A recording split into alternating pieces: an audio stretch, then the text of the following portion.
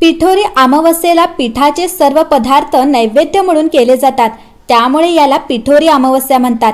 या दिवशी मातृदिन साजरा केला जातो। त्या दिवशी दुर्गा मातासह 64 देवींच्या मूर्ती पीठ मळून तयार केले जातात। तसंच घरातील मुलांच्या सुख समृद्धीसाठी महिला पिठोरी अमावस्येला उपवास करतात। शिवाय ज्या घरात गणरायाचं आगमन होतं तिथं पिठोरी अमावस्या केली जाते। अनेक घरात भाताची खीर हा खास नैवेद्य देखील केला जातो। पिठोरी अमावस्येला पितृदोषापासून मुक्ती मिळविण्यासाठी उपाय देखील केले जातात।